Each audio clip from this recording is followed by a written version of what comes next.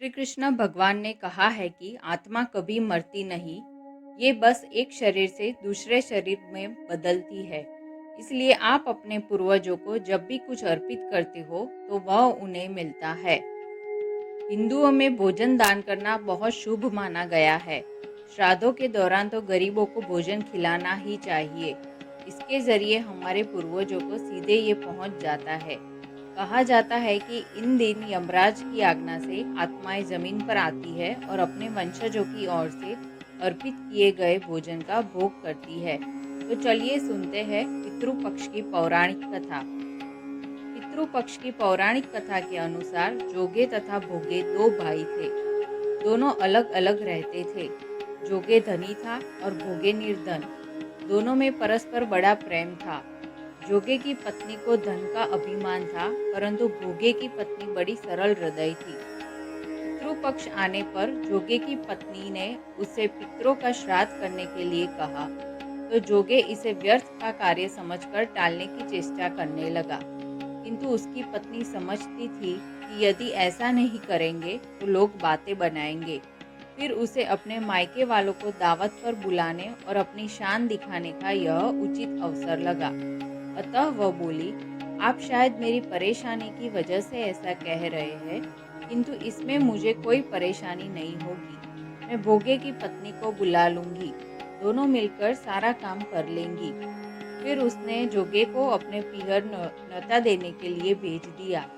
दूसरे दिन उसके बुलाने पर भोगे की पत्नी सुबह सवेरे आकर काम में जुट गई। उसने रसोई तैयार की, अनेक पकवान बनाए, फिर सभी काम निपटाकर अपने घर आ गई। आखिर उसे भी तो पितरों का श्राद्ध तर्पण करना था। इस अवसर पर न जोगे की पत्नी ने उसे रोका, न वह रुकी। शीघ्र ही दोपहर हो गई। पितृ भूमि पर उतरे। जोगे भोगे के पितरु पहले जोगे के यहाँ गए तो क्या देखते हैं कि उसके ससुराल वाले वहाँ भोजन पर जुटे हुए हैं। निराश होकर वे भोगे के यहाँ गए। वहाँ क्या था, मात्र पितरों के नाम पर अग्यारी दे दी गई थी। पितरों ने उसकी राख चाटी और भूखे ही नदी के तट पर जा पहुँचे। थोड़ी देर में सारे पितरों इकट्ठा हो गए और अपने अपने यहाँ के श्राद्धों की बढ़ाई करने लगे। जोगे भोगे के पितरों ने भी अपनी आप बीती सुनाई। फिर वे सोचने लगे, अगर भोगे समर्थ होता तो शायद उन्हें भूखा न रहना पड़ता, मगर भोगे के घर में तो 2 जून की भी रोटी खाने को नहीं थी। यही सब सोचकर उन्हें भोगे पर दया आ गई। अचानक वे नाच नाच कर गाने लगे, भोगे के घर धन हो जाए, भोगे के घर धन हो जाए। सांझ होने को आई। भोगे के बच्चों को कुछ भी खाने को नहीं मिला था। उन्होंने माँ से कहा, भूख लगी है। तब उन्हें टालने की गरज से भोगे की पत्नी ने कहा, जाओ, आंगन में हौदी औंधी रखी है, उसे जाकर खोल लो और जो कुछ मिले बांट कर खा लेना। बच्चे वहां पहुंचे तो क्या देखते हैं कि हौदी मोहरों से भरी पड़ी है। वे दौड़े दौड़े माँ के पास पहुंचे और उसे सारी बातें बताई।